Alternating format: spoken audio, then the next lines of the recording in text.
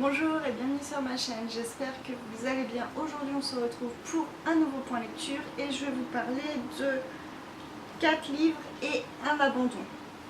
Alors pourquoi je mets l'abandon dans ce point lecture? C'est parce que je vais passer rapidement dessus, donc je le mets avec les autres lectures. Je vous en parlerai tout à l'heure. Le premier livre dont je vais vous parler, il s'agit de Chien de sang de Karine Djebel. Donc ce livre, c'est un roman qui est très très court. Alors là, il paraît pas comme ça, mais il fait même pas 300 pages et en vrai, il est vraiment très très court. Il se lit en quelques heures en fait. Ça raconte la fuite de deux personnages. Donc une course-poursuite. Donc on a un premier personnage qui est une femme qui se retrouve, donc c'est une photographe qui arrive dans un petit village un petit peu isolé et qui se retrouve témoin d'une scène de meurtre, enfin du moins d'une scène de tabassage d'un homme. Et au final, ils vont la poursuivre dans toute la forêt pour pouvoir la retrouver et la faire taire en fait. Du coup, on a toute cette course-poursuite de la vision de cette femme et de la vision des gens, enfin des hommes qui la suivent avec, ce sont des chasseurs, qui se passe, et on a aussi la vision d'un homme qui est aujourd'hui SDF, mais on va en apprendre un petit peu plus sur sa vie, et en fait il a été au top. Sauf que du jour au lendemain, il a fait une connerie, il a couché avec la femme de son patron qui, du coup, elle, en a parlé à son mari. Donc son mari, là, donc le patron, l'a licencié et en plus l'a dit à sa femme à lui. Donc du coup, il y a tout un micmac, il s'est retrouvé au top et du coup, sa femme l'a quitté, machin, il n'a plus de boulot. Hop, il s'est retrouvé à la rue. Sauf que, voilà, lui, ça fait plusieurs années maintenant qu'il est à la rue. Mais je pense que enfin, c'est pas un homme c'est un homme qui est perdu, mais voilà. Et en fait, on va le retrouver. Quand on va le rencontrer, en fait, il va sauver un homme, pareil, qui est au top, en fait, qui vient de se faire voler son téléphone. Et cet homme lui propose un travail, sauf qu'on va vite se rendre compte que tout ça c'est du pipeau, ça a été monté parce que en fait cet homme va le kidnapper. Et quand il va arriver chez lui, dans son domaine, il va se rendre compte qu'il n'est pas le seul à être enfermé dans cette cave. Et ce sont des hommes qui sont tous soit des réfugiés, soit des hommes qui vont manquer à personne. Et ces hommes vont servir à une chasse, donc une chasse à l'homme, sur le domaine de cet homme qui l'a sauvé. Sauf que voilà, donc c'est un petit peu le revers de la médaille, il a cru pouvoir s'en sortir et puis au final pas du tout. Donc on va suivre cet homme avec 4 autres personnes dans cette chasse à l'homme et on va donc suivre les chasseurs.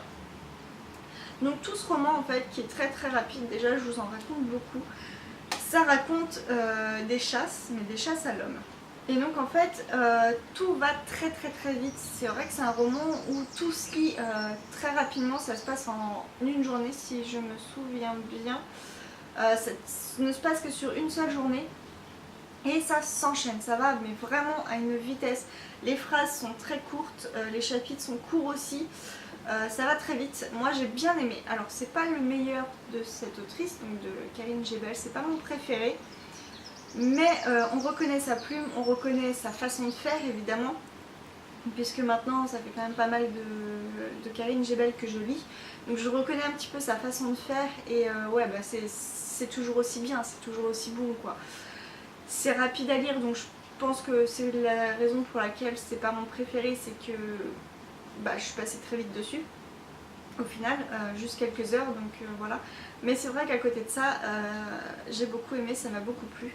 Je suis contente de l'avoir découvert. Le prochain dont je vais vous parler, il s'agit donc de Sans famille de Michel Bussy aux éditions Presse de la Cité.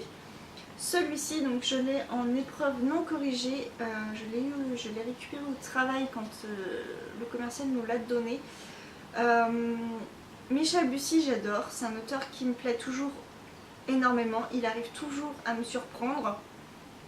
Donc du coup quand il y a eu cette épreuve non corrigée, évidemment que oui j'ai bien voulu la lire. Alors j'ai lu un petit peu après sa sortie, donc vous, au moment où vous aurez cette vidéo, le livre sera sorti depuis un bon moment, mais je l'ai lu donc pas tellement longtemps après sa sortie. C'est un très très bon roman, c'est toujours du Michel Bussy, donc ça me plaît toujours autant, mais c'est pas mon préféré non plus. C'est... Voilà, alors tout d'abord on se retrouve donc sur l'île de Mornezay. Ouais, ça doit être l'île de Mornezay. C'est ça, l'île de Mornezay, où on va avoir un jeune homme qui retourne sur cette île pour découvrir un petit peu son identité. C'est un orphelin qui a été élevé par son oncle et sa tante. Et il a décidé de retourner sur cette île pour en apprendre un peu plus sur ses parents, sur son père surtout. Et évidemment, il va y avoir toute une intrigue autour de ça. Et c'est vraiment intéressant. Maintenant, je trouve que c'est pas novateur en termes d'intrigue de Michel Bussy. Donc, d'après la préface, c'est un des tout premiers qu'il a écrit. Et donc, du coup, voilà, il n'a pas fait beaucoup de changements à l'intérieur. Je crois qu'il a juste changé un personnage masculin en personnage féminin. Il a juste retravaillé 2-3 petits trucs. Mais du coup, on sent que c'est pas le plus surprenant, quoi. C'est pas ce qui est le plus surprenant en termes d'intrigue de style Michel Bussy. C'est pas mauvais, c'est même du très bon, mais voilà, c'est pas mon préféré. J'ai été beaucoup plus surprise avec d'autres. Pareil, dès le départ, j'ai été un petit peu... j'ai mis en parallèle, il n'y a pas si longtemps que ça, j'ai lu Le temps est assassin. Et du coup, dès le début, j'ai mis en parallèle les deux parce qu'on se retrouve sur une île et c'est une recherche d'identité et voilà, on veut des infos sur son passé, etc. Et ça m'a fait un petit peu penser à Le temps est assassin, qui lui m'avait beaucoup plus surprise que celui-ci. Mais c'est du très bon parce que du coup on s'attache au personnage de... j'ai oublié son prénom, mais on s'attache au personnage de Colin, c'est même pas écrit derrière, au personnage de Colin qui est à la recherche de ses parents, de savoir comment ils sont morts. Et de pouvoir confirmer ou pas ces certitudes, ces questions auxquelles il s'est toujours posé. Pourquoi on lui cache des choses en fait. Et c'est ça qui est vraiment intéressant, c'est que par lui-même il va vouloir enquêter. Et on a aussi d'autres personnages donc, qui apparaissent. Donc il y a notamment un jeune étudiant qui est à la sécurité de l'île. C'est un petit job d'été, il est à vélo, il traverse l'île à droite à gauche machin pour dire aux gens de porter des casques quand ils sont à vélo, ou de pas faire ceci, pas faire cela. Son petit job d'été, et du coup lui il va aussi se poser des questions sur ce qui se passe parce qu'il va y avoir dès le début une fuite, parce qu'il y a une prison sur l'île de Mornezay et il va y avoir une fuite, il y a deux... Je vais pas y arriver ce matin. Il y a deux condamnés donc dans la prison, deux prisonniers, voilà. Deux prisonniers qui se sont enfuis quand ils étaient en transfert, donc voilà, on va en retrouver un mort, etc. Donc bref, il y a tout aussi une enquête autour de ça et le jeune étudiant s'y intéresse de près, il va se poser des questions. Et au final, les deux enquêtes entre Colin, le jeune qui cherche d'en savoir un peu plus sur son père, et avec Casa, donc comment il s'appelle? Je sais plus. Tout le long du roman, il l'appelle Casa, mais c'est son nom de famille. Et du coup, voilà, c'est intéressant. C'est intéressant, c'est un bon roman, c'est du bon Michel Bussy, mais pour moi, c'est pas son meilleur. Mais c'est quand même du Michel Bussy, donc on passe un très bon moment, c'est de la lecture légère, sans prise de tête, comme d'habitude. Si, un petit peu de prise de tête quand même, parce qu'on veut savoir, mais je veux dire, voilà, c'est du léger et c'est toujours aussi bon. Alors je vais parler maintenant de mon abandon. J'avais lu, je suis inscrite sur un groupe Facebook, donc le Chaudron des Ténèbres. C'est un groupe Facebook, maintenant depuis quelques temps j'en parle dans mes vidéos, surtout Bookhaul, dans lesquelles je présente les livres que j'achète pour ce groupe de lecture. Tous les mois une lecture est prévue, et au mois de mai la lecture qui était prévue c'était Le Royaume des Devins de Clive Barker aux éditions Folio SF. Alors, comment dire, j'ai pas adhéré à cette lecture, j'ai quand même, alors c'est un pavé de 900 pages. Et j'en ai lu 300. Vous voyez, j'en ai lu 300. Sauf que j'ai trouvé ça long. J'ai trouvé ça long. Alors en fait, on est dans un monde un peu fantastique avec... je sais même pas comment vous résumer ce que j'ai lu. On va avoir un homme qui va commencer à avoir des visions, à avoir des créatures, des monstres, qui va commencer à se poser des questions sur qui sont ces êtres qui viennent de sortir d'un tapis. Enfin voilà, il y a tout un monde qui est créé autour d'un tapis et avec un monde fantastique, avec des créatures qui sortent. Enfin c'est tout un monde un peu fantastique, assez noir, avec quand même des choses assez gore à l'intérieur. Alors là, de ce côté-là, l'écriture de Clive Barker est géniale parce que on s'imagine très très bien les espèces de monstres et toutes ces scènes glauques qui sait très bien écrire dedans. Mais voilà, l'histoire en elle-même ne m'a pas prise au trip et malheureusement je m'ennuyais, je trouvais ça long. Et passer 5 jours sur un livre en lisant que 300 pages, pour moi c'est pas possible, enfin, ça veut dire qu'il y a un problème quelque part. Il y en a 900, donc je me suis dit je vais pas encore lire 600 pages derrière où je m'ennuie. Enfin le bouquin j'aurais mis le mois à le lire et j'avais pas envie. Donc soit c'est un livre que j'ai pas lu au bon moment, soit c'est un livre qui n'est pas pour moi, soit je sais pas. Enfin voilà, du coup j'ai pas adhéré. Je sais pas si je le garde ou pas et si je le reprendrai un autre jour plus tard dans quelques années ou peut-être dans quelques mois, je sais pas. Pour l'instant je vais le garder, je verrai bien ce que j'en ferai. Mais en tout cas j'ai pas adhéré et c'est dommage parce que je connaissais pas Clive Barker.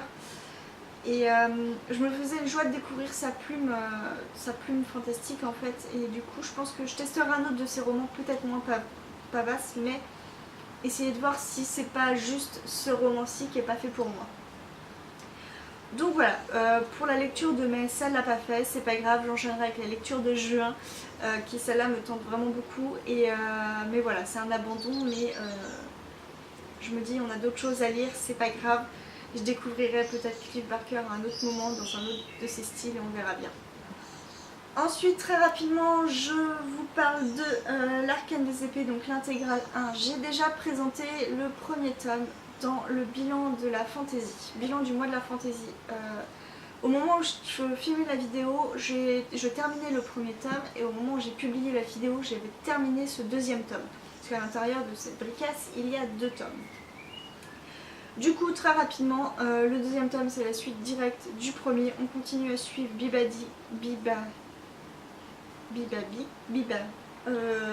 le troll et Simon dans ses aventures pour sauver le prince. Le prince et pourquoi pas sauver aussi le roi et son espèce de mage noir. Enfin bon, bref, on en apprend un peu plus sur l'univers et sur la magie de ce roman.